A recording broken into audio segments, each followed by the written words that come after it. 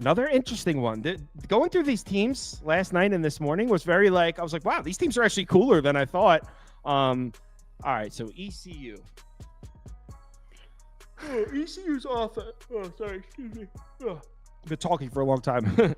ECU's offense last year, holy shit. Might have been the worst thing ever.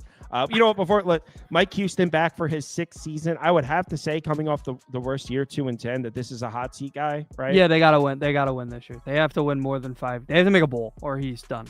Yeah, it's crazy how we this is our 3rd conference, and this is really only, I'd say, the 2nd coach that I would consider on the hot seat. Oh yeah, a lot of them. Him and Sonny Cumby, right?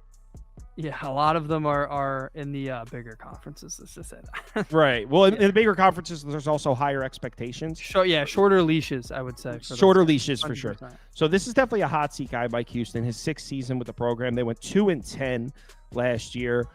Donnie Kirkpatrick stepped down as the offensive coordinator. He was stepped down. He was with who stepped in? I didn't write down the new guy's name. He was with Ole Miss. I wrote down Ole Miss. I didn't get his name. I don't have, but I know it's John David. They much faster pace this year. That's one thing that I saw, that they're going to run a much faster pace, which also means that the defense, anybody returning on defense, is also going to be worked even harder than last year. A lot like Texas Tech, I think it is, that runs it like that. So yeah, that's something I noted on this team. I have it highlighted, that this team's going to probably be completely different on both sides because of that. Yeah, and his name is John David Baker. He was with Ole Miss as an assistant in the last few years. So they brought in an offensive guy from Ole Miss to be the OC. The quarterback play last year was abysmal. They really struggled to replace Ehlers from 2022. They just couldn't replace that guy last year. And I mean, understandably so. He was the man there. I loved Ehlers. I loved betting on ECU when Ehlers was there. They had 2 guys, both Flynn and Garcia. They're both gone. They did bring in 2 quarterbacks through the portal, so you would think they have to be improved there from the simple fact that they were so bad at quarterback last year that there's no way they can get worse than that.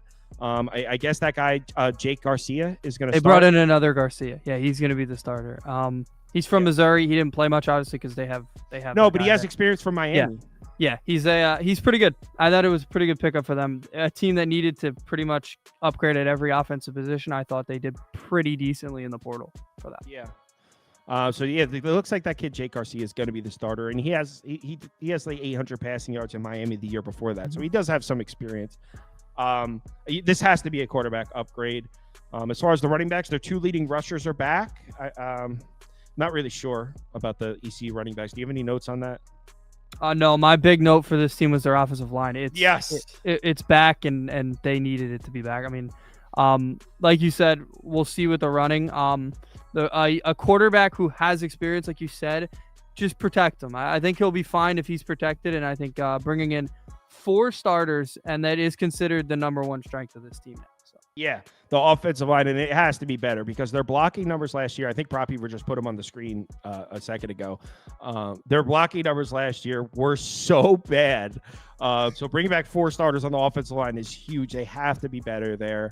And then on the defense, I mean, this defense was pretty good last year, ECU. They got 6 of their top 8 defensive linemen back. They lost a couple linebackers, but they're still solid. Three returning starters in the secondary. So, I mean, the ECU defense did lose a few pieces, but as a whole, it's a solid defense last year, and I expect it to be a pretty solid defense again. So, as long as they're able to take some sort of step forward offensively, because the offense was at such a rock bottom level, ECU's going to have to be better this year. I just 6.5 wins is great. Yeah, on defense, they brought in multiple Power 4 transfers. A kid from UNC, a kid from Louisville, and a kid from Oregon State, I think it is. I wrote OSU, but that has to be Oregon State. So yeah, they brought in legit transfers for a unit that was already pretty good. So I like their defense too.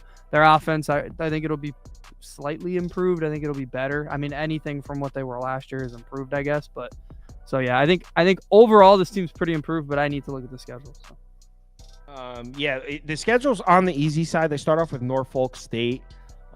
I think at Old Dominion could be a problem, though. I think Old Dominion's defense should be improved.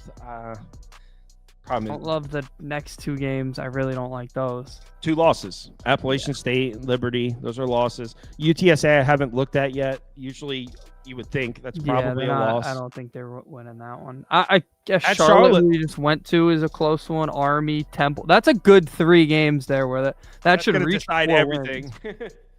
Yeah, they're going to need to really hammer. They can't lose any of those games, but they also have to win 3 of the next ones. I mean, they're going to have to pull an upset for this team. I would lean under because they have to pull an upset in order for them to hit their over. They'd have to beat either App State or Liberty, which is obviously unlikely. Yeah, under for me too. But it's I do think ECU will be better this year. It's they have an easy Anything's schedule. better than what was last year. Yeah, 2-10. But I'm not taking this one, and certainly not placing a bet in this conference until I've gotten through all the teams. That's for sure. So let's move on to the next one. Oh, Navy. All right, Navy. Head coach Brian Newberry back for his 2nd season. They fired their OC, Grant Chestnut. He's now an analyst with Western Kentucky. So their OC has been removed. They bring in Drew Cronick, who's been